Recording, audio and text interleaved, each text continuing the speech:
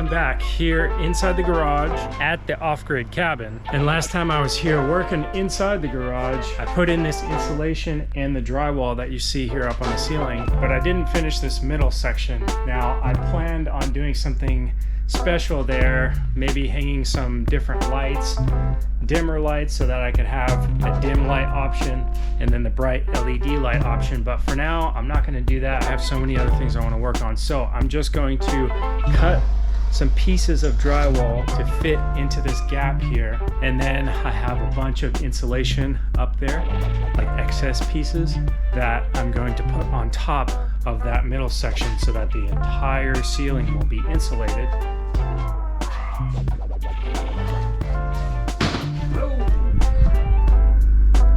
That was close.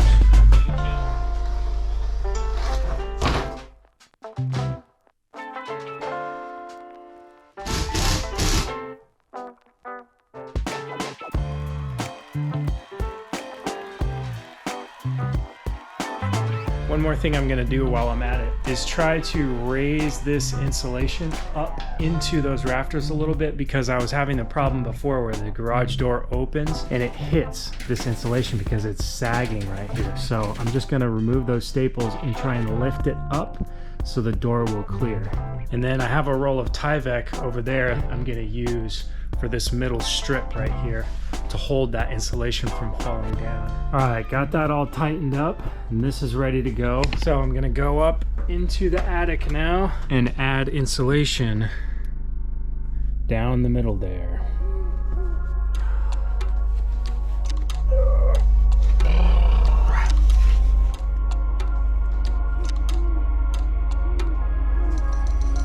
Oh no, I busted my staples on this right here.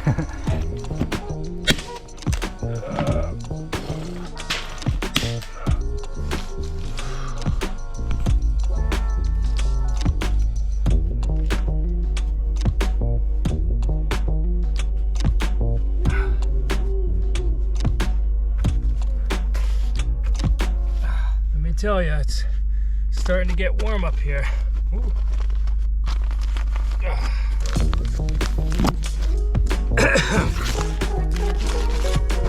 All right, well, I didn't think this was gonna be the case, but I need more insulation up here. These scrap pieces weren't enough to fill this center section. I mean, I filled all the gaps, but I wanna put insulation on top of this 2x6 going down the center. And it's kind of just mount it up right here in the center to make sure that's well insulated and no air can get through there.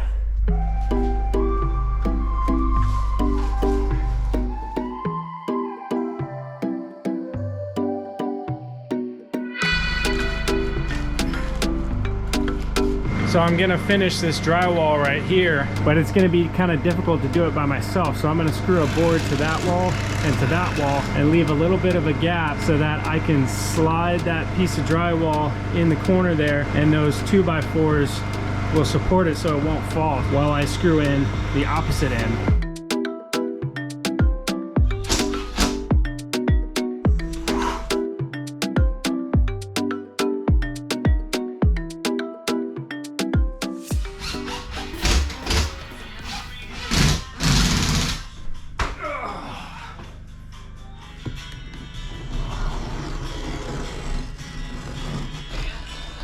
In front of me. Here.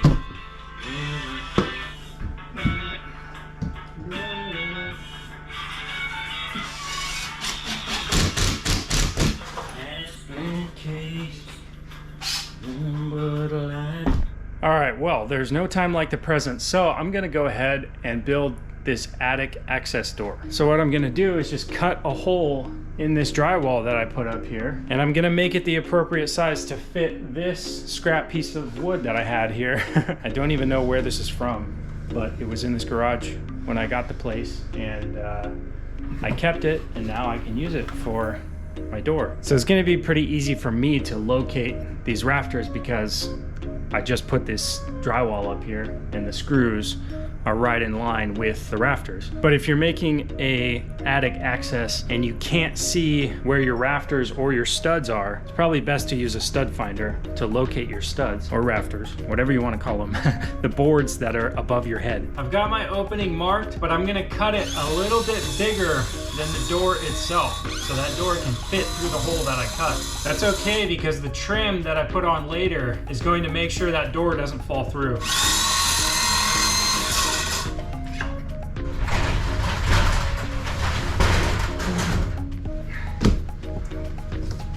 It helps to have one of those knives with a really long blade that's special for cutting installation, but I don't have one of those. All right, that was kind of ugly, but there's my piece of insulation. Now I just need to measure and cut my support boards.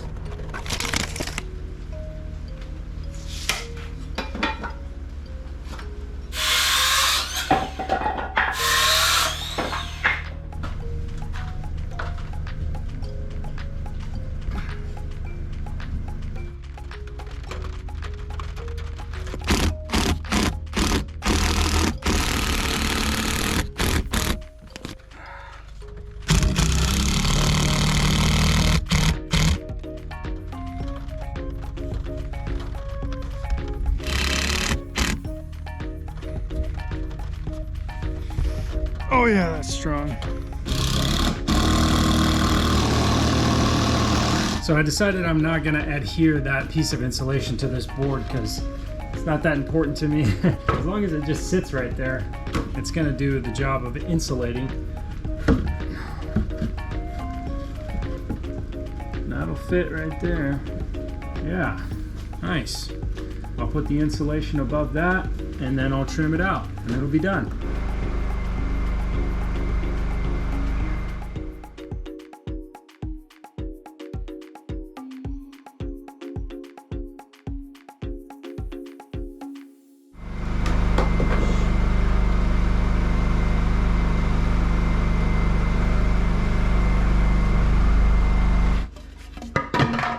These are actually scrap pieces from the fence that my dad and I built. These were the cedar pickets. He had a bunch of leftover pieces and I actually used a bunch of it for kindling to split into little pieces to start my fires inside the cabin. But I had these longer pieces and I was like, you know what? I bet these would be good for something. So hey, I'm using them right now. So they work perfect for trim for my attic access door.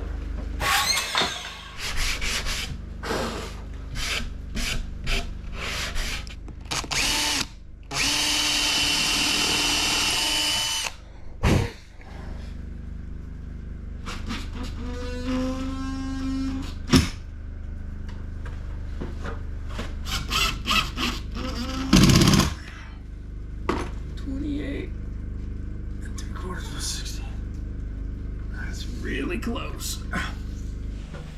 Guess what? This is too short. This piece is not long enough to finish that right there. It's not long enough to make a piece there and there. I thought it was going to be. I just eyeballed it. I was like, that's enough, but it's not. So I have other pieces of trim that I can use, old scrap pieces. So everything else in this garage is mismatched. So why not complete it with some more mismatching?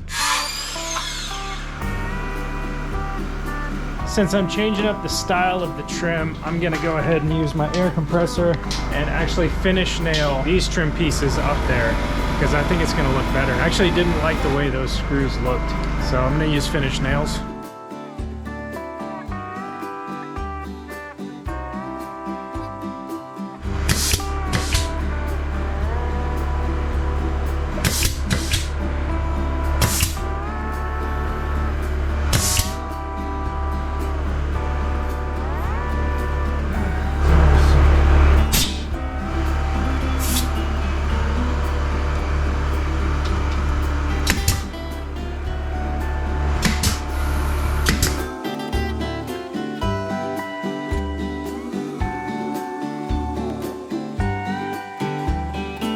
All right, well, check it out. It's not perfect, but hey, neither am I. So I actually like the way that trim turned out. That actually looks all right to me. It actually kind of blends in with the color of that drywall. Okay, now it's time to check out its functionality.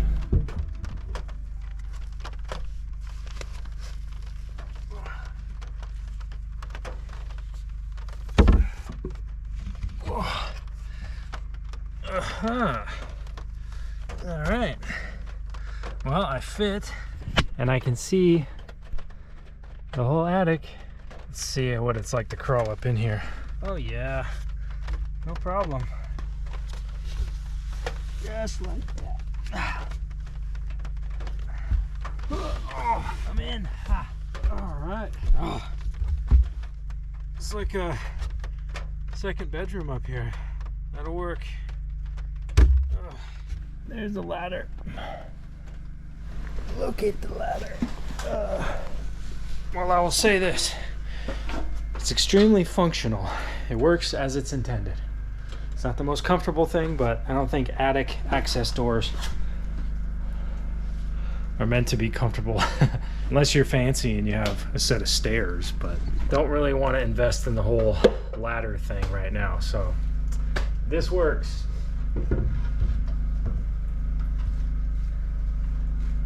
All right, now to complete this phase of Diego's workshop, I first must clean up the mess that I made, and then I can move in my workout equipment. Because I'm gonna move my home gym setup inside the garage so that I can work on the room where all of the equipment is currently located inside the cabin. That's the next project.